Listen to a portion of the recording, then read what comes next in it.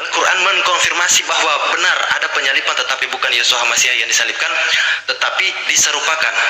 Banyak pandangan lain, mungkin Injil Barnabas dan Injil-Injil lain punya literasi-literasi yang mengarahkan siapa sih yang disalibkan pada saat itu.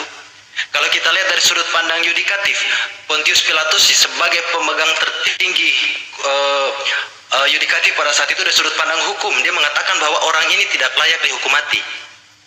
Itu dari sudut pandang yudikatif yang dipegang langsung oleh Pontius Pilatus. Dari sudut pandang TKP, di TKP yang sama, di tempat yang sama, di momentum yang sama, ada dua Yesua di sana, Yeshua Hamasyah dan Yeshua Barabas. Jadi harus kita kaji lebih jauh di sana, Bang. Jadi mungkin kalau dari saya, mungkin kita beri netral di literasi-literasi yang ada di abad pertama.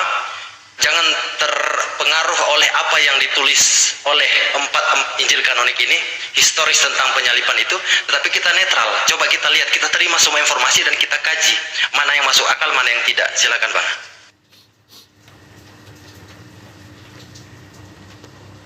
Ya, Bang bilang yang Injil sebelum Injil Matius Markus, sebelum Injil kanonik, Injil apa tadi Bang bilang? Injil Markus yang tertua, terus disusul oleh Matius dan Lukas, dan ada namanya Basilidian. Pandangan Basilidian itu lebih dulu daripada Injil Yohanes. Injil Yohanes baru tertulis itu 110 Masehi sampai 125 Masehi. Sedangkan Injil Basilidian ini 90 Masehi sudah ada. Itu sumbernya Basilidian ini yang nulis siapa, Bang itu? Orang Yahudi pada saat itu, Bang, itu bisa dapat bisa diambil dari literasi-literasi di Vatikan, Bang. Banyak kitab-kitab itu disimpan, tetapi tidak dijadikan Injil kanonik untuk diimani oleh 4.500 denominasi atau 2,6 miliar umat Kristen. Itu tidak dijadikan landasan iman. Kenapa? Karena bertentangan dengan doktrin, Bang. Ya, bukan masalah doktrin atau enggaknya, Bang. Karena gini, sedangkan Injil yang ditulis oleh murid Yesus sendiri aja sudah jadi pro dan kontra di muka bumi ini. Yesus menulis Injil, Bang, boleh tanya. Matius, Markus, penulis siapa murid Yesus yang menulis Injil? Petrus atau Kefas atau Simon, Andreas saudaranya si Petrus, Yohanes bin Zebedeus, Yakobus saudaranya Yohanes bin Zebedeus, Filipus, Bartolomeus, Yakobus saudaranya Yohanes bin Zebedeus, Filipus, Bartolomeus, Thomas, Matius, Yakobus anaknya Alfeus, Tadeus, atau Simon orang Zelot, atau Yudas Iskariot. Siapa di antara 12 orang ini yang menulis Injil, Bang? Matius. Minta maaf, Bang, saya punya data sekarang dari United Bible Society bahwa bukan Matius murid Yesus yang penulis Injil Matius. Jadi Injil Markus ini menurut United Bible Society. Sumber penulisan Alkitab di seluruh dunia, barometernya adalah terjemahan dari United Bible Society. Entah lembaga Alkitab Indonesia yang di Salemba, begitupun Lentera Bangsa, begitupun Alkitab lain dalam bahasa daerah, semua apapun bahasa semua bersumber dari United Bible Society. Itu barometer terjemahan pertama. Nah, United Bible Society mengatakan bahwa Injil tertua adalah Markus. Siapa penulis Markus? Yang jelas bukan murid Yesus. Ada 9 kemungkinan di sana. Kemungkinan pertama, kemungkinan kedua, kemungkinan ketiga, kemungkinan paling kuat dia adalah murid dari Petrus yang namanya Yohanes Markus. Itu kemungkinan paling kuat. Tetapi belum bisa dipastikan bahwa yang menulis itu adalah Yohanes Markus. Tetapi kemungkinan terkuat adalah Markus. Yohanes, namanya Yohanes Markus, murid dari Petrus. Dan penulis Matius dan juga penulis Lukas adalah pembaca Injil Markus. Contohnya Abang Noah menulis Injil. Saya Stanley membaca Injilnya Abang dulu. Saya baca dulu Injilnya Abang, baru saya menulis Injil. Makanya jangan heran kalau ada persamaan disebut dengan Injil kanonik. Ada persamaan kisah di Matius, Markus, dan juga Lukas. Tetapi bukan Matius penulis Injil pertama, Bang. Markus Injil tertua. Penulis Matius entah siapapun namanya, begitupun penulis Lukas, dokter sahabatnya si Paulus ini, mereka ini baca dulu. Mereka ini baca dulu tulisan, mereka melakukan observasi. Membaca dulu Injil Markus, apa yang tertulis di sana. Nah, setelah membaca, temuan-temuan yang mereka dapatkan dari tulisan Yohanes Markus tadi, dibuatlah tulisan yang namanya Injil Matius dan juga Lukas yang diklaim oleh bapak-bapak gereja, yang mana itu adalah Injil. Dan Yohanes adalah Injil yang terakhir. Bahkan banyak literasi yang mengatakan bahwa Injil Yohanes dalam penulisan banyak mengkopi kitab-kitab tulisan-tulisan bebas. Ada himno Platonis contohnya, pada mulanya adalah firman, firman itu bersama-sama dengan Allah dan firman itu dari Allah. Itu teks aslinya diterjemahkan menjadi pada mulanya adalah firman, firman itu bersama-sama dengan Allah dan firman itu adalah Allah. Itu Pertanyaannya, Yohanes 1 ayat 1 perkataan siapa? Perkataan Elohim? Jelas bukan. Perkataan Yeshua Hamasyah? Apalagi? Bukan. Tulisan siapa? Itu adalah narasi penulis. Sumbernya dari mana? Dari penyelidikan. Bahkan bukan lagi penyelidikan, dia mengambil dari himne Platonis. Seandainya Yohanes 1 ayat 1 ambilnya dari himne guru, bunyinya begini. Yohanes 1 ayat 1. Terpujilah wahai engkau ibu dan bapak guru, namamu akan selalu hidup di dalam sanubariku. Kurang lebih begitu bunyinya. Himne guru yang dipakai. Ma itu kenapa lebih berbahaya Kristen daripada narkotika? Iya, kalau di konsep agama kami Bang, mati dalam keadaan Kristen itu kekal di neraka. Sedangkan orang yang mati dalam mengkonsumsi narkoba, tapi dia beragama Islam, tidak kemudian syirik, tidak pernah menyembah selain daripada Allah, itu masih ada ruang, masih ada kesempatan untuk kemudian masuk ke dalam surga. Begitu Bang. Jadi pada saat itu saya berdiskusi dengan teman Kristen, dia mengagung-agungkan kekristenannya dia dan merendahkan Islam, maka muncul pernyataan itu kemudian pada saat itu. Jadi ada asbabul nuzulnya itu Bang Joma ya. Iya. Jadi ini nggak merendahkan Kristen juga gitu? Enggak, karena kita lagi diskusi. Jadi kalau saya bilang ini nggak menghina ya. Iya, enggak. Kita diskusi Bang. Silakan. Ketika Tuhan kami bisa jadi manusia, Tuhan kalian kepingin jadi manusia, masih apa istilahnya, kepribadian manusia masih dipakainya. Gimana itu tanggapan? Contohnya, dia punya tangan, dia pendengar, bisa melihat apa segala macam. Itu kan pribadi manusia. oke. Jadi gini, Al-Quran itu datang untuk manusia, agar kemudian manusia itu paham, maka Tuhan memberikan pemahaman kepada manusia yang lebih mudah dipahami oleh manusia. Al-Quran menjelaskan bahwa pencipta langit dan bumi itu tidak serupa dengan makhluk. Jadi kalau dikatakan Tuhan memberi dengan kedua tangannya, bukan seperti tangan makhluk. Bagaimana kita bisa menggambarkan tangan yang ada pada diri Tuhan, sementara kita tidak bisa memahami sebab Tuhan itu bukan makhluk. Yang kita gambarkan tangan itu adalah jari-jari sampai siku, lengan dan seterusnya, itu makhluk. Lalu bagaimana sifat yang ada pada diri Tuhan yang dikatakan Tuhan memberi dengan tangannya? Bisa enggak kita maknai seperti tangan manusia atau tangan makhluk lain? Tidak bisa. Karena kenapa? Allah tidak serupa dengan makhluk.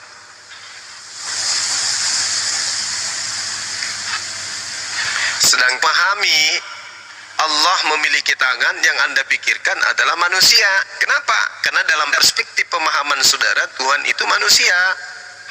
Begitu saudara. Tidak ada cuma itu Tuhan manusia, nggak ada di Kristen. Lah Yesus bukan manusia, Yesus itu.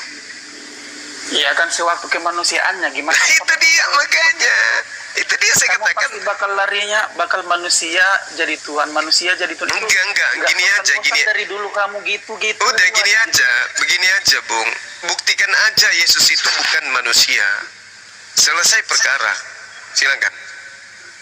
Iya, saya memahaminya kan, kalau diri kitab saya kan memahaminya ya dari awal, ketika pada mulanya adalah firman itu bersama-sama dengan Allah. Ya, semua apa yang begini, Bung, semua yang disebut ciptaan itu pada mulanya adalah firman. Firman itu apa? Firman Kehendak adalah Allah. Kehendak Kan itu Allah. turun. Bukan, siapa bilang?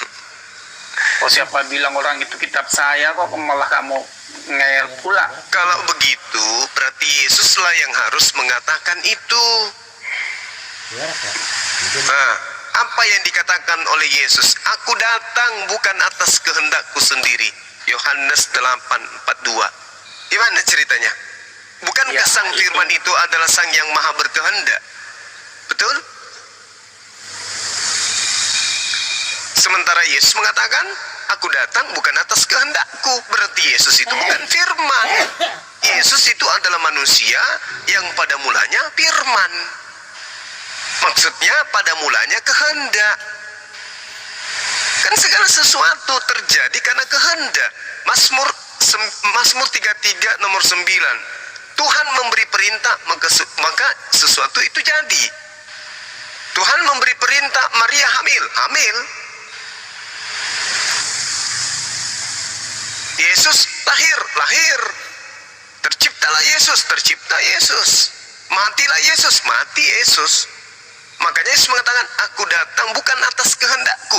Andai saja yang datang itu adalah sang firman, maka Yesus mengatakan, aku datang atas kehendakku sendiri. Andai saja Yesus itu adalah sang firman, maka Yesus tidak akan mengatakan, aku tidak berkata-kata dari diriku sendiri. Andai saja Yesus itu adalah sang firman, maka Yesus tidak akan berkata, segala firman yang engkau berikan telah aku sampaikan kepada mereka. Kenapa? Karena Yesus itu adalah sang firman. Tapi faktanya, dia masih menerima firman, dia tidak bisa berkata-kata, kemudian dia datang bukan atas kehendaknya. Bagaimana Anda mau mengatakan dia adalah firman itu sendiri? Kecuali ada perwakilan setan yang mengajarkan Anda untuk menyembah Yesus dengan propaganda Yesus itu adalah firman itu sendiri. Tapi mana datanya, pengakuannya? Kalau menurut aku kamu inilah propagandanya. Oh, nggak mungkin. Saya mengajarkan apa yang Yesus ajarkan. Iya, tidak sampai di situ, cuma aku datang ini tidak sampai di situ aja. Ya, coba Anda sudah buktikan. Baik, buktikan ke saya Yesus bukan manusia. Silakan. Saya duduk mendengarkan. Silakan. Bakal tetap kamu bantah, nggak bakal mungkin. Buktikan aja, Bung, Yesus bukan manusia. Buktikan. Percuma juga. Buktikan aja, Bung, kalau Yesus bukan manusia. Aku kasih ayat seponggol aja, pasti nggak bakal cuma terima gitu. Silakan Anda buktikan ayat mana Anda pakai membuktikan Yesus bukan manusia. Silakan. Iya, kalau Yesus ya memang manusianya, cuma gimana ya? Nah, udah selesai. Berarti terima kasih. Tadi kan tidak sampai di situ. Nah, disinilah kamu salahnya. Terima kasih. Di Anda sini kamu mengatakan salahnya. Yesus itulah manusia. Syukur. Berarti Di sini kamu Anda, salahnya, tidak sampai di situ cuma. loh, mau sampai mana sang manusia ini menjadi bukan manusia? Dalil apa yang Anda ingin Sang pakai? manusia ini datang ke dunia untuk mengajarkan ini segala macam. Aku datang Tapi bukan tetap ini. saja manusia kan? Iya kan? Iyalah itu yang datang menjadi manusia. Loh, Allah yang datang jadi manusia. Ilmu dari mana lagi tuh?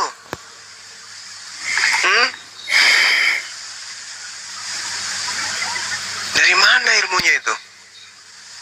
Aku datang bukan atas kehendakku. Berarti bukan Allah Yesus itu.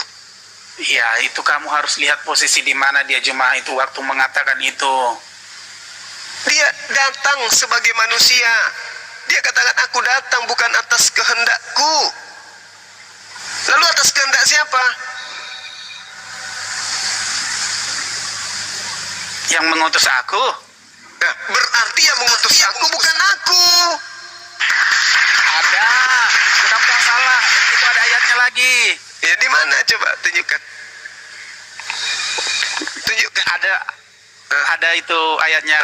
Yang mana? Dia Aku mengutus yang diriku. yang mana? Bukan duta, bukan utusan. Itu. Iya, melainkan dialah Bapak itu sendiri, ngerti? Ya ngertilah. Di Ya udah, dalam pasti tahu. Yesaya Tahu. 63. Yesaya 63 nomor 9. Dalam segala kesesakan mereka, bukan seorang duta atau utusan, melainkan dia sendirilah yang menyelamatkan mereka. Bukan itu. Oh, bukan itu, bagus. Lalu yang mana? Kamu suka kali nyari Ya, yang saya berusaha untuk membantu Anda ini untuk mematahkan kebenaran yang saya sampaikan. Itu ayat yang saya bilang kamu pasti akan sembunyikan, padahal kamu tahu. Mana dalilnya? Aku mengutus diriku. Mana pengakuan Yesus seperti itu? Ku kasih tahu pun kamu nggak bakal ini. Tidak akan bisa Anda kasih tahu karena dalilnya nggak ada. Siapa bilang nggak ada? Bang Suma barusan. Ya udah kamu lah itu. Ya udah, makanya aku bilang. Ayolah kawan, berhentilah kemudian tuh. Jadi gimana tadi? Apa aja tuh? Pribadi manusia itu, kamu nggak terima nggak Tuhanmu kepingin jadi pribadi manusia gitu? Gimana? Di saat Tuhan kami bisa jadi manusia, kamu nggak terima. Jangan kamu paksakan Tuhan itu jadi manusia, sedangkan manusia yang kau di saat Tuhankan, Tuhan sedangkan ingin manusia jadi manusia gitu. sedangkan yang kau Tuhankan manusia itu tidak pernah mengajarkan dirinya Tuhan. Jangan. Kau damaikan dulu dirimu dengan Yesus. Bahkan Jadikan dulu Yesus itu bukan manusia. Yang kau bilang itu pun manusia itu, bahkan dia pun tidak menolak kita panggil Tuhan. Tuhan apa dulu? Tuhan. Panggilan Tuhan yang ada, panggilan Mar dalam bahasa Aramaik, dalam bahasa Yunani panggilan Kurios, dalam bahasa Arab dipanggil Sayyid. Apa masalahnya kalau cuma dipanggil Tuhan? Penerjemah itu tidak sebodoh yang kita pikirkan loh, Juma. Sekarang begini, Bung, apakah sama Tuhan dengan Tuhan? Tuhan Jokowi, sama enggak? Ini masih bahasa Indonesia loh. Kita belum masuk ke original teks pengajaran Yesus yang menggunakan bahasa Aramaik. Pusing. Sama enggak? Anda panggil Tuhan Jokowi dengan Tuhan Jokowi. Yang buat pusing kan beliau.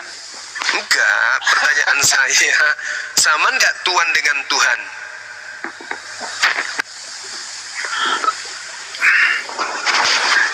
Sama enggak, Bung? Diam bro, jawab. Jadi tidak bisa Anda membuktikan Yesus itu bukan manusia. Mau Anda menggunakan dalil apapun, Anda tetap tidak akan mampu membuktikan Yesus bukan manusia. Karena itu Anda sama dengan penyembah manusia. Anda bukan penyembah Tuhan. Tidak apa-apa. Ya gitu dong. Itu kan suatu kebencian dari agamamu atau Tuhan yang kebencian? mengajarkan kamu. Mana ada kebencian? Ya ada. Ini menjabarkan kebenaran. Ini menjabarkan kebenaran. Anda menyembah manusia. Kamu kan- Salah enggak? Salah enggak? Apanya yang salah? Kalau saya katakan Anda menyembah manusia, salah tidak? Tidak. Tidak. Terus kenapa Anda mengatakan itu kebencian? Karena kita akan terima gitu. Karena ini kan omonganmu. Tapi kan omonganmu ini didasari dari Tuhanmu. Paham di situ cuma. Gimana ceritanya? Bagaimana ceritanya nih? Anda Karena mengakui Tuhanmu yang Anda menyembah manusia. Tuhanmu yang mengajarkan sedemikian rupa. Yesus pun mengajarkan hal yang demikian. Mengajarkan hal demikian apa? Lah, Yesus mengatakan iblislah yang menjadi bapakmu dan kamu mau melakukan keinginan bapakmu. Sekarang saya tanya. Siapa Juma? Sekarang saya tanya.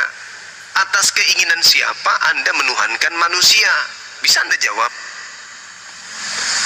Menuhankan manusia gimana? Kamu dari dulu selalu itu mulu manusia. Bisa tidak Anda manusia membuktikan dituhankan. bahwa Yesus itu bukan manusia? Bisa enggak? Udah saya bilang tadi kan Yohanes 1 ya.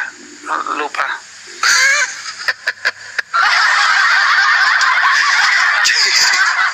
Aduh, saudaraku inilah. Coba.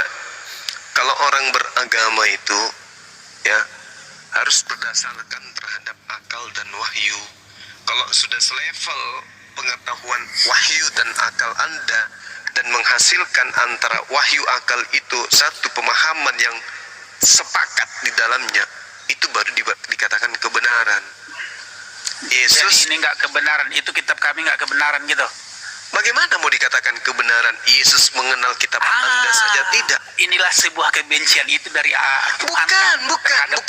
Bukan. Sungguh bukan. Sekarang begini. Tidak, kita bisa menilai itu. Bukan. Sekarang begini. Makanya kamu selalu bilang manusia jadi dituhankan, manusia dituhankan. Lah, Siapa yang memang faktanya begitu. Anda tidak bisa membuktikan Yesus bukan manusia.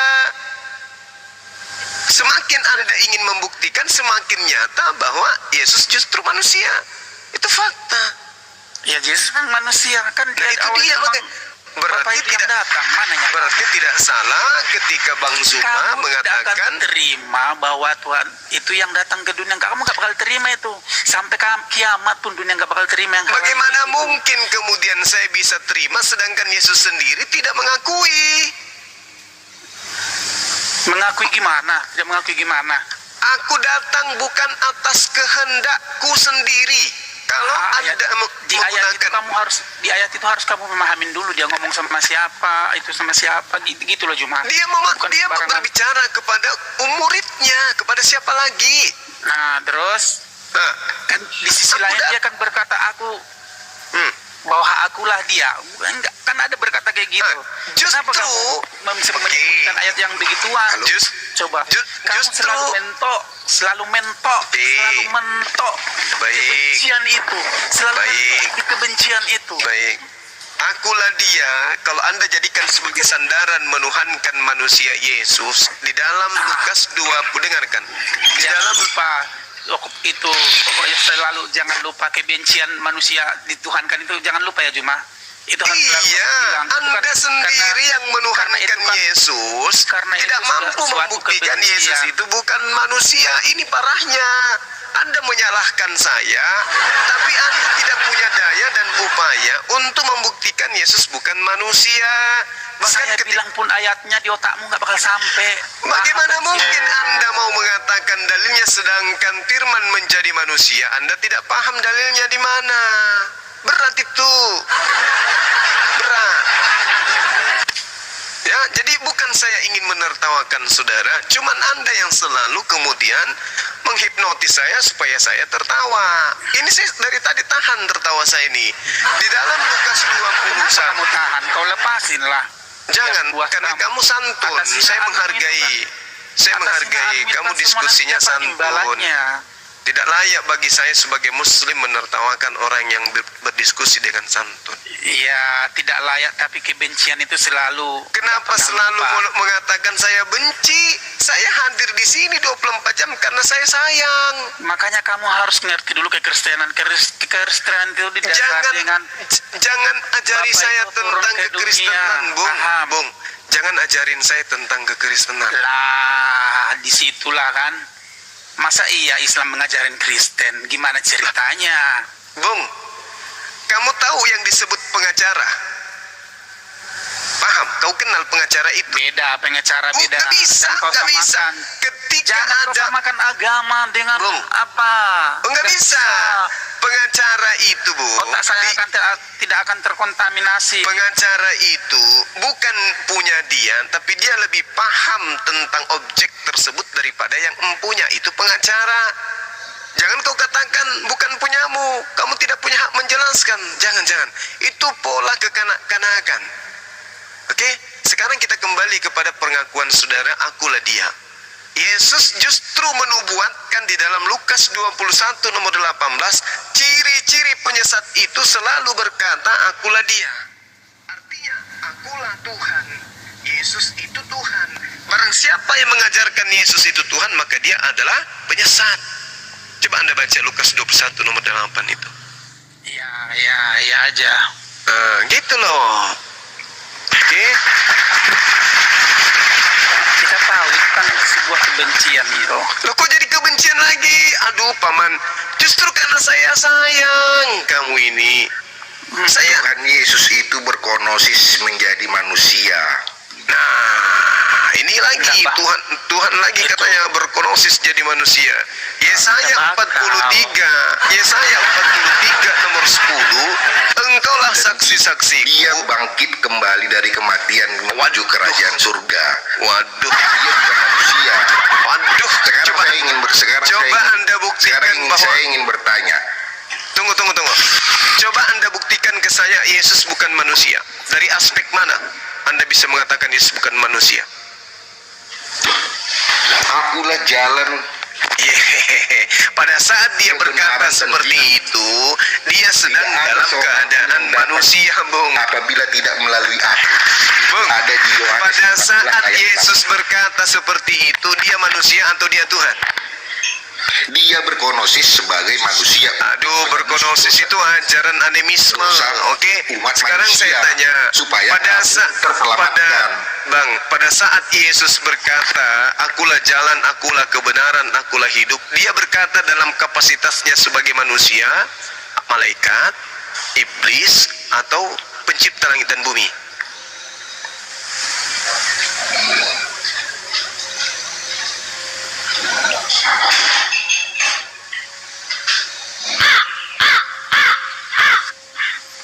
Apa sih yang kau permasalahkan kalau Yesus itu manusia? Enggak ada yang permasalahkan. Anda yang Ya, bermasalah kenapa? menyembah manusia. Kok jadi saya yang bermasalah? Gimana sih? Saya nggak ada masalah. Tanya dulu, mana manusia yang kami sembah sekarang? Tanya dulu. Yesus itu manusia. Di sekarang di mana dia manusianya? Jangan karena dia sudah tidak ada di dunia, Anda katakan dia bukan lagi manusia. Tetap aja Justru dia karena manusia. kemanusiaannya itulah mengajarkan kekristenan loh, Juma. Di mana Yesus mengajarkan kekristenan, Paman Kristen Roy? artinya pengikut Kristus. Ya, Kristus itu kan Paulus juga Kristus. 1 Korintus 11 nomor 1, jadilah pengikutku sebab aku juga Kristus. Itu pengakuan Paulus. Kamu sesat, kamu menyesatkan. Aku juga Kristus, tidak di situ Juma. Kamu melencengkan ayat. Makanya baca Kau pikir original saya teks. bodoh? Baca original teksnya, ayo. Baca Tidak original ada di situ teks. Paulus, di situ Kristus. Kamu Baca membodohi- original teks. Kamu membodohi umatmu. Kamu membodohi Baca umatmu. original teksnya. Saya tahu itu ayat, bukan. Ya, coba bukan Paulus kamu jadi bacakan Kristus. saya. Coba. Original teksnya kamu baca, Paman Roy. Kamu Jangan- melencengkan itu ayat. Iya, mari kita baca original teksnya. Kok jadi Bang Zuma yang ini? Ada yang tidur. Sanakam.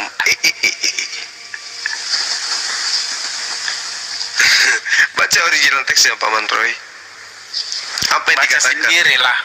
Apa yang dikatakan kemudian original teksnya pengakuan Paulus di sana?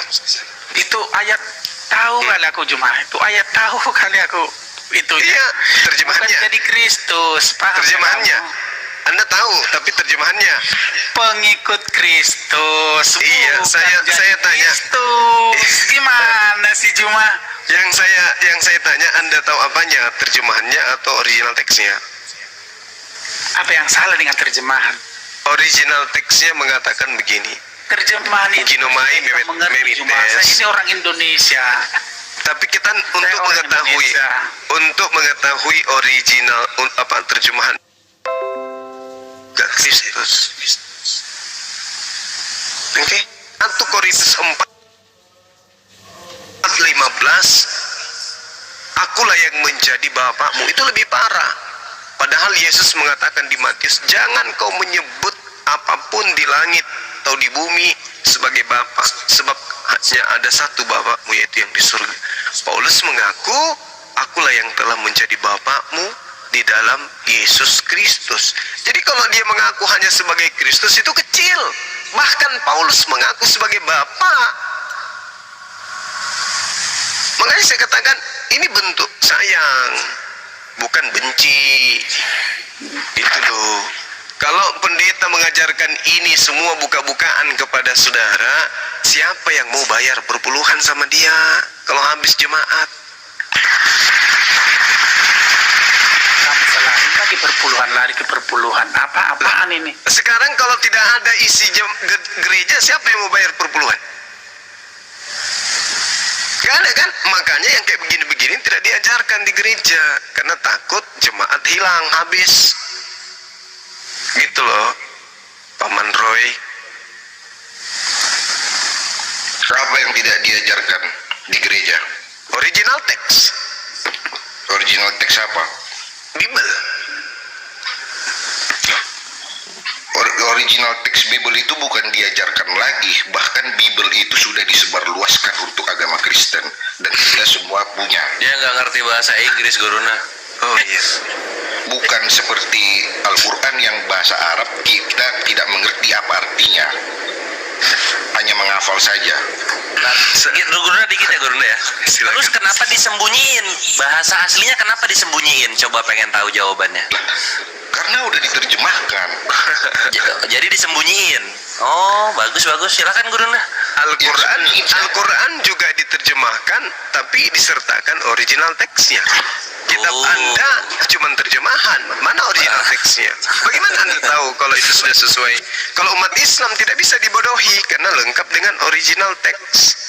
Kalau terjemahannya dibelokkan sedikit dengan tujuan bisnis, maka umatnya akan tahu bahwa ini nggak bisa karena ada original teks yang salah ini. Nah, di kitab saudara seperti yang saya uraikan tadi, jadilah teladanku sebagaimana saya juga meneladani Yesus Kristus. Itu tidak begitu. Original teksnya tidak berbunyi kayak begitu. Ginomai mepites katos kago Kristus. Jadilah teladanku sebagaimana saya juga adalah Kristus. Original teks yang mana yang saudara punya? Lah, origin manuskrip tertua kita mana menerangkan seperti itu. Nah, sekarang mari kita buktikan, apakah Kristen ini betul-betul meneladani Yesus atau meneladani Paulus? Di mana Paulus Yesus mengatakan dirinya, aku mati supaya aku dibangkitkan agar menjadi Tuhan bagi kalian. Mana dalilnya? Ada nggak dari Yesus? Nggak ada kan? Tapi kalau dari Paulus ada. Nah, yang kalian teladani sekarang siapa? Menyembah Yesus. Yesus atau Paulus? Nah, yang kalian teladani sekarang siapa? Gitu loh, Paman Roy. Kalian meneladani Paulus di dalam menyembah Yesus. Apapun yang dikatakan Paulus tentang Yesus, kalian pasti meneladani perkataan Paulus itu. Gitu loh, Bang. Paman Roy. Sekarang saya tanya, Yes. kitab Al-Quran itu turunnya saksinya dari siapa? Sebuah kebenaran tidak membutuhkan saksi, Bung. Loh, Oke? Enggak, akui dulu Jadi- itu. Akui dulu sebelum saya masuk. penyampaian Tuhan itu kepada siapa menjadi firman? Oke. Kita sepakat dulu bahwa sebuah kebenaran tidak butuh saksi. Betul atau tidak? Dari mana kita tahu bahwa tidak ada saksinya? Oke. Kenapa Anda mengimani kitab Taurat yang menceritakan tentang Tuhan menciptakan alam kalau semesta? di Kristen, Tunggu. setiap Tuhan Yesus Bukan. mendapatkan firman itu selalu ada saksi dari rasul, Oke. nabi-nabi. Baik. Oke. Sekarang kenapa Anda mengimani kitab Taurat? Sedangkan ketika Torah menceritakan proses penciptaan alam semesta, tidak ada yang menjadi saksi di sana. Ayo. Pada mulanya langit dan bumi kosong. Roh Elohim melayang-layang. Siapa yang menyaksikan itu semua selain daripada Tuhan? Tak ada manusia yang melihat itu. Musa nggak melihat. Tapi kenapa Anda percaya? Loh, itu kan sudah diberitahukan oleh Tuhan kepada murid-muridnya. Siapa muridnya Tuhan? Siapa? Melalui dia menampakkan sebagai cahaya, melalui Iya, sekarang siapa yang menulis kejadian itu? Nabi Musa. Apakah ada Nabi Musa pada saat Tuhan menciptakan alam semesta? tidak ada. Tidak ada. Terus kenapa Anda percaya padahal tidak ada saksi? Ya, setelah Yesus berkonosis menjadi manusia, disitulah dia menceritakan semua kerajaan surga. Di mana Yesus menceritakan kitab Kejadian pada saat dia datang? Di mana? Melalui murid-muridnya. Abang ini ngigo. Mana sih? Muridnya cerita tentang penciptaan di Kejadian. Kapan bersiap? Jadi gini bang, yang kita maksud sebagai kitab suci, dikatakan kitab yang suci artinya bebas dari campur tangan manusia. Karena kalau ada sebuah kitab yang disinyalir dari Allah, dari Tuhan pencipta langit dan bumi, tetapi di dalamnya bercampur dengan perkataan manusia, maka itu tidak layak disebut kitab suci lagi. Nah, sekarang saya tanya, apakah kitab suci Anda itu langsung turun dari Tuhan? Allah Subhanahu wa taala menyampaikan melalui malaikat Jibril atau Roh Kudus. Roh Kudus tidak menambahi dan tidak mengurangi, datang kepada baginda Rasulullah Muhammad sallallahu alaihi wasallam. Saksinya. Kan tadi saya sudah katakan bahwa kebenaran itu tidak membutuhkan saksi. Yang disebut kebenaran tetaplah kebenaran.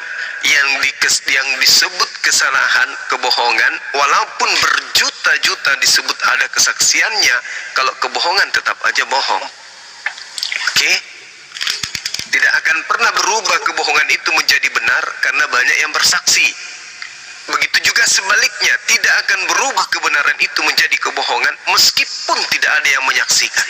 Nah, sekarang logika sederhananya adalah kitab suci itu adalah kitab yang kemudian berasal dari hakikat yang maha mengetahui. Kalau isinya tidak berkesesuaian dengan ilmu pengetahuan, berarti itu narasi dari makhluk, narasi dari manusia, narasi dari makhluk yang memiliki kelemahan. Karena apa yang ditorehkan di dalam catatan itu tidak berkesesuaian dengan fakta ilmu, sains, dan teknologi.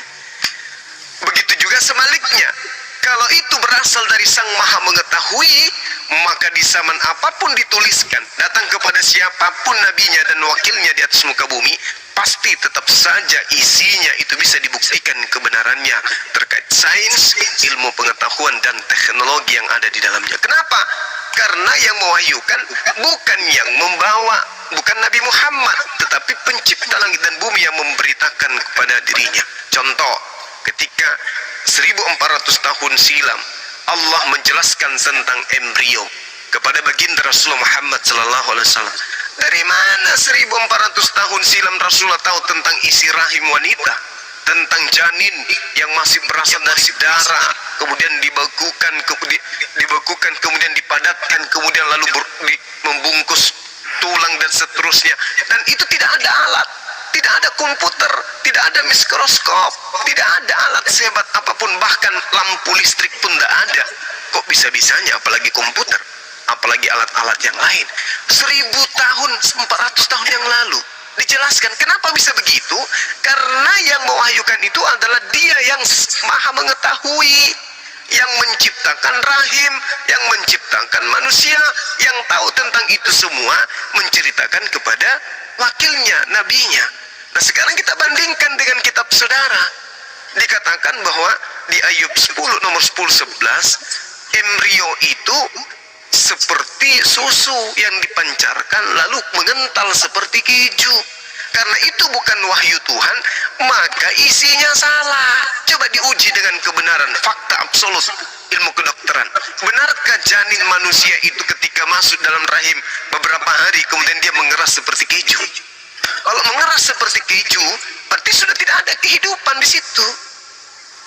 Tidak ada kehidupan lagi. Sedangkan di dalam Al-Quran, daging, darah yang kemudian dipadatkan itu seperti lintah. Mana yang benar? Dari mana Rasulullah tahu? Inilah tidak butuh pembuktian, tidak butuh kesaksian, karena kebenaran. Yang butuh saksi itu adalah biasanya yang diragukan. Rasulullah Muhammad SAW tidak butuh saksi pada saat pewahyuan, tetapi orang yang mempelajari Al-Quran, ilmuwan, kedokteran, kemudian apapun itu yang terkait dengan pengetahuan akan bersaksi bahwa Al-Quran itu benar, meskipun mereka kemudian tidak melihat pewahyuan, tapi isinya mereka saksikan bahwa itu adalah kebenaran. Makanya banyak dari ilmuwan yang kemudian mu'allaf. Nah, sekarang kalau kitab saudara banyak saksi, oh disaksikan ribuan orang, disaksikan oleh puluhan orang, disaksikan ratusan orang. Apa gunanya kesaksian-kesaksian banyak orang tapi tidak ada yang benar? Contoh misalnya, tunjukkan, kan di dalam kitab saudara banyak kesaksian. Kesaksian menerima wahyu adalah gembala-gembala yang ada di padang rumput yang sedang menggembalakan domba. Tolong kasih saya satu saksi yang menyatakan melihat Yesus bertemu dengan Lukas. Satu aja. Karena Lukas menulis buku dan bukunya Anda sebut sebagai kitab suci. Sedangkan sumber pemberitaan pada saat itu adalah Yesus. Tunjukkan kepada saya di mana Yesus mengajarkan Lukas 1, Lukas 2, Lukas 3, Lukas 4, Kisah Para Rasul 1, Kisah Para Rasul 2. Di mana Yesus mengajarkan Lukas seperti itu? Silakan.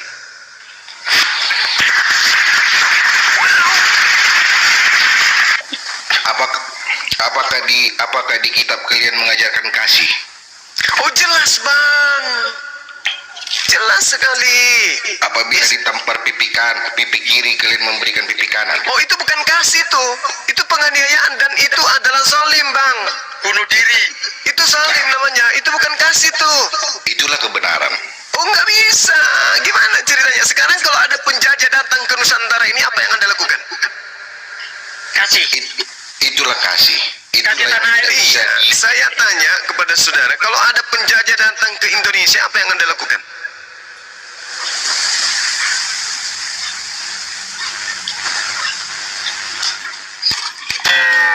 Kalau istrimu diperkosa, kasihkan anakmu gitu.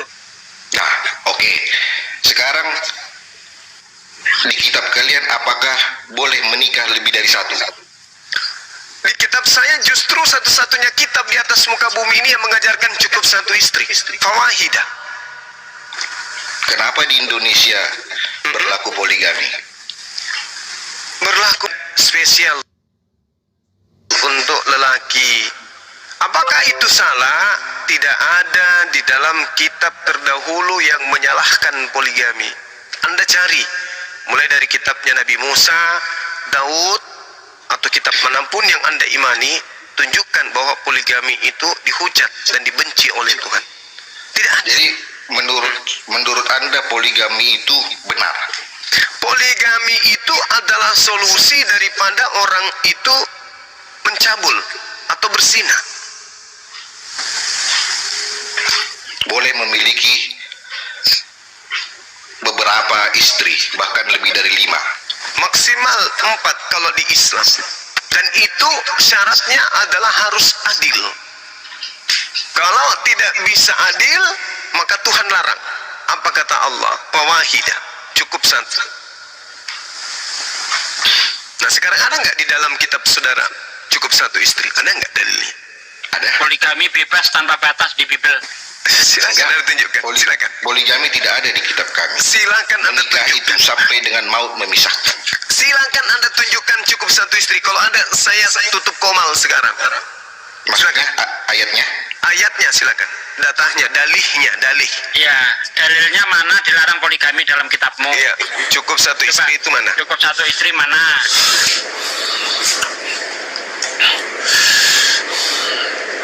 Berapa? 3 jam nyari, ditungguin. Orang nggak ada, suruh nyari.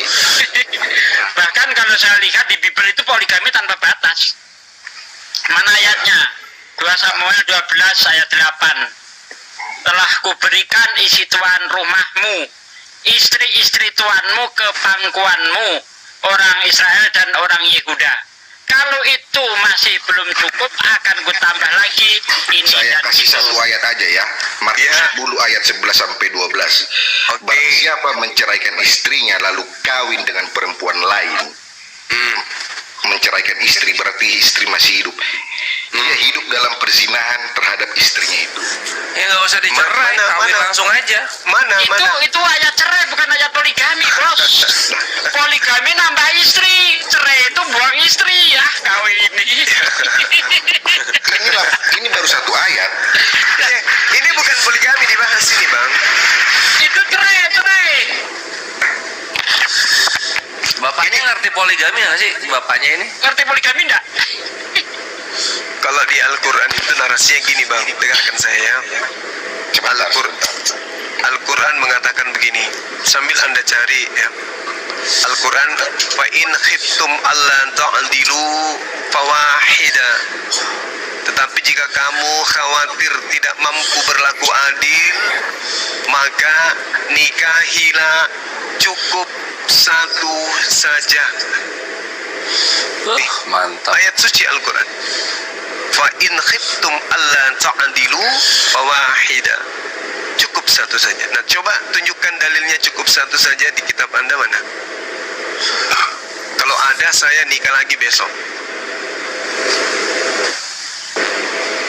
Oh, kalau di Kristen malah kalau sudah punya istri harus pura-pura tidak punya istri. Ada dalilnya itu. Tidak. Ada. Kalau menikah sampai maut memisahkan. Bang, kutunjukkan dalilnya mau bang. 1 Korintus 7 ayat 28-29, coba dibaca itu bang. Bacalah. Kalau punya istri seolah-olah tidak punya istri. Coba baca. 1 Korintus 7 itu. Ayat di Alkitab itu bersinabung, bukan satu ayat tok kita langsung rangkuman. Kalau anda baca, itu ada historikalnya. Kalau anda baca dari ayat, kalau anda baca ayat sebelumnya, bahkan di situ boleh poligami. Baca. Bacalah. Jangan dihujat poligami itu bang. Tuhanmu aja, kalau nggak ada poligami Tuhanmu nggak hadir gimana? Anda mengatakan gini, keselamatan itu hanya datang dari Bani Israel. Israel itu Yakub. Yakub poligami 4 istri. Dari hasil poligaminya kemudian anak-anaknya menuliskan kitab suci yang Anda imani. Itu hasil dari anak-anak poligami. Yakub itu istrinya 12 anaknya. Dari keturunan poligami inilah kemudian lahir Yesus. Jadi jangan hujat poligami itu. Bahkan kalau Anda membaca kitab Kejadian, Sarah itu poliandri. 2 suami dia. Dia menikah dengan Firaun pada saat dia sedang posisi istri daripada Abraham. Jangan. Ya, tugas Anda itu adalah memberikan nafkah kepada istri Anda. Yang memuaskan wanita itu ketika dia kemudian terlampiaskan keinginannya dari segi harta, tampil cantik, perhiasan, dan seterusnya. Kalau laki-laki, itu dia cenderung kepada kecintaannya terhadap wanita. Makanya saya sangat sayang istri saya, karena saya sangat cinta dengan wanita. Begitu juga wanita cinta terhadap perhiasannya, gelangnya, cincinnya, antingnya. Itu wanita itu. Wanita itu bisa menghabiskan gaji suami dalam sehari hanya untuk poles wajahnya, badannya. Itulah wanita. Jadi Tuhan menciptakan kita dengan kodrat kita masing-masing. Makanya di dalam kitab saudara Bung, Yesus itu apa yang dikatakan dalam Lukas 18:29-30. Kata Yesus kepada mereka, kepada Petrus dan kawan-kawannya, "Aku berkata kepadamu, sesungguhnya setiap orang yang karena kerajaan Allah meninggalkan istrinya, ya, maka apa kata Yesus? Akan menerima kembali berlipat ganda pada masa ini juga." Berarti orang yang meninggalkan istrinya akan mendapatkan lipat ganda saat ini juga. Berarti di dunia Yesus mengajarkan poligami. Dan kalau Anda baca di dalam Matius 19 nomor 29, Yesus menjanjikan 100 istri kepada pengikutnya nanti di surga. Matius 19 ayat 8. Demikianlah mereka bukan lagi 2 melainkan 1. Karena itu apa yang telah dipersatukan Allah tidak boleh diceraikan oleh manusia. Ya, terus mereka ini siapa? 1 wanita, 1 laki-laki, atau 1 laki-laki 100 perempuan? Mereka kan? Orang yang berpoligami, Bang, 1 Mereka laki-laki. bukan lagi 2. Ya. Demikianlah mereka bukan lagi 2. Di sini konotasinya mereka bukan lagi 2. Iya, kenapa Melainkan dikatakan 1. begitu? Karena di situ bukannya lebih dari 2. Di situ ada laki-laki, di situ ada perempuan. Maka dikatakan demikian. Tapi kalau misalnya 1 perempuan, 1 laki-laki, kemudian perempuannya 5 atau 7, itu boleh dikatakan mereka tidak lagi kemudian 2 melainkan 1. Bukan berarti di sana dikatakan bahwa saya tidak boleh kemudian 1 tidak boleh lebih dari 2, nggak ada. Nggak ada batasan. Apa yang sudah dipersatukan Allah, manusia tidak boleh memisahkannya. Di sini di ayat ini sudah jelas Iya. bahwa di agama Kristen itu kalau hanya sekali. Jadi kalau wanita dipersatukan dengan suaminya itu nggak boleh dipisahkan lagi. Nah kalau istrinya 5, 7, 100 nggak boleh dipisahkan. Di situ berbicara 2 loh Juma. Di situ berbicara 2. Iya, dua. Suami istri. Saya ngerti.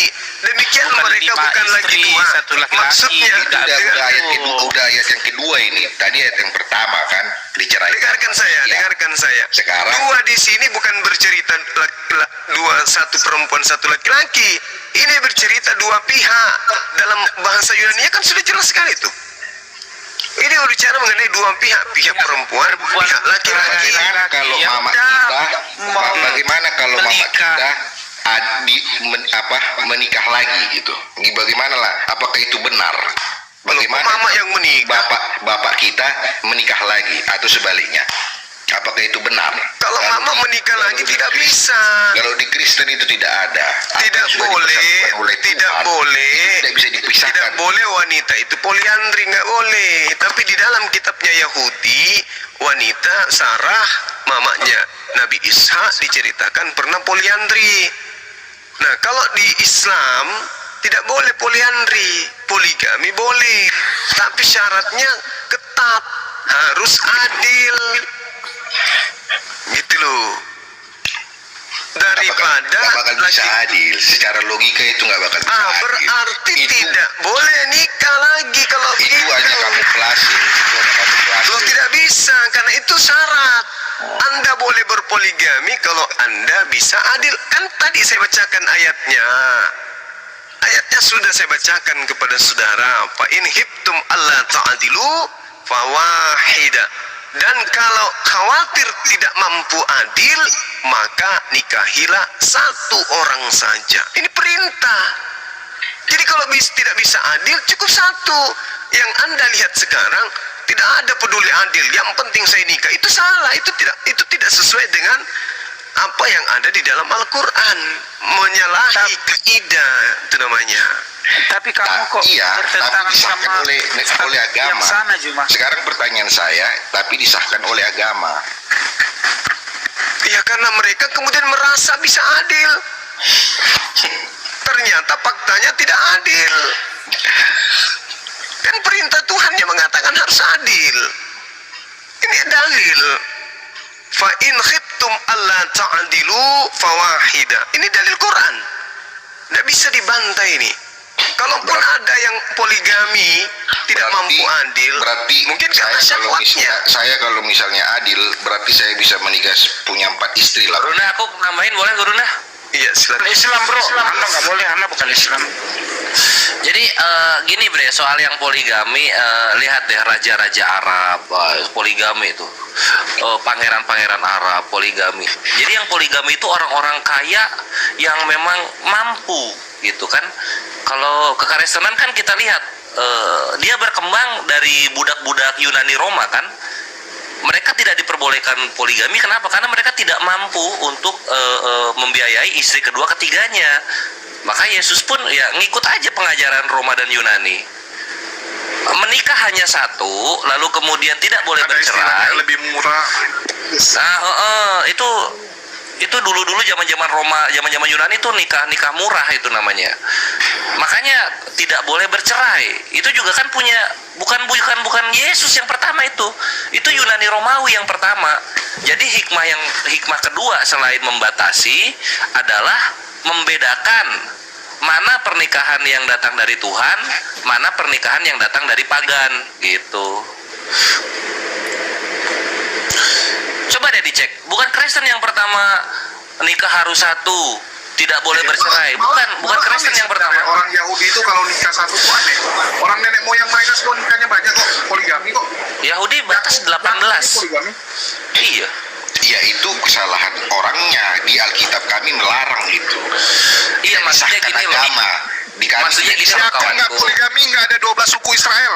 Tidak ada Ya. 12 suku Israel. Iya, Yakub aja poligaminya 4 cara Islam kok. Gitu. Adalah kalau tidak ada poligami, Kristen nggak punya Tuhan. Ya itu, poinnya itu, betul. Kenapa begitu? Iya, karena Jelasin Bang Joma, jelasin. Yesus itu berasal dari keturunan siapa ibunya? Siapa nama Tuhan ibunya? Yesus itu lahir berkonosis, bukannya dia bukannya Maria, Bunda Maria berkonosis. Orang dia lagi Oh. kandungan, Bang. Sudah dikatakan Yesus Itu berasal dari bukan sperma bukan Daud. bersetubuh.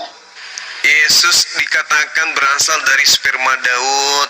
Berarti salah satu dari istri Daud inilah yang melahirkan kemudian Yesus. Dari keturunan Daud Yesus itu. Loh kok Di mana ayatnya bahwa Tuhan Yesus itu lahir itu dari hasil bersetubuh? Di mana ayatnya? Jelas dikatakan di dalam Kita nggak usah bernarasi. Roma 1 nomor 3, Bang. Baca dalam bahasa original teks. Yesus berasal dari keturunan apa itu? Sperma Daud. Hasil Daud bersetubuh dengan istrinya itu melahirkan Yesus nantinya dari keturunan itu. Kalau Daud impoten dan tidak poligami, Yesus nggak mungkin ada. Kristen nggak punya Tuhan. Kristen nggak punya Tuhan, gitu loh, Ayat Bang. berapa tadi? Roma 1 nomor 3. Gua sekali ngomong pedas banget ya. Iya, Di mana di sini ada Kalau soal fitnahan ya memang ada pedas. dikatakan sperma atau Kok bersetubuh? fitnahan? Bahasa Yunaninya, Bang, bahasa Bang Joma lurusin dulu, kok gua bilang fitnah. Bunda Maria itu keturunannya dari mana? Bunda Maria ibunya Yesus hasil poligami. Mana sih lo? Istri ketiganya Daud. Jadi kenapa yang kamu bilang Yesus hasil poligami? Istri. Iya, karena mamanya berasal dari poligami.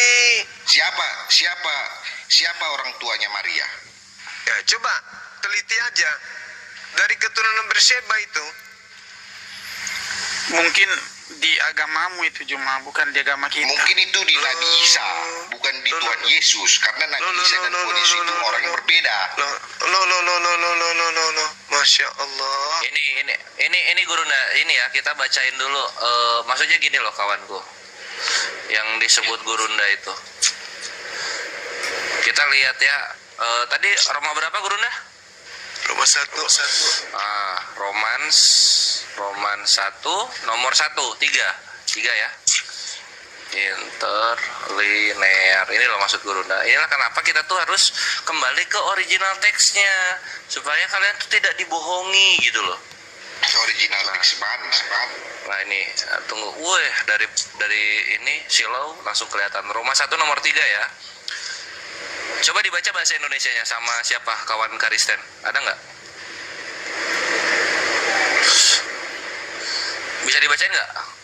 Tentang anaknya yang menurut daging lahir dari keturunan Daud. Nah keturunannya itu apa ya, kalau kita bilang itu penipuan, penyesatan terjemahan. Kita baca di sini perito huyau auto mengenai anaknya togenomeno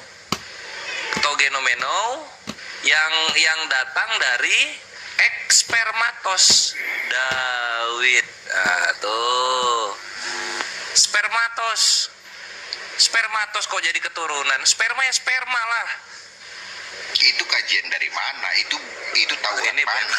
Itu Taurat Bible apa? ini. Itu bukan Taurat itu, Bang. Itu kitab Roma, suratnya Paulus. Ini Roma loh, Roma 1 nomor 3. Ini bahasa aslinya loh. Gurunda tuh nggak pernah bohong. Spermatos Daud. Nah gitu. Spermanya Daud. Hoax itu hoax.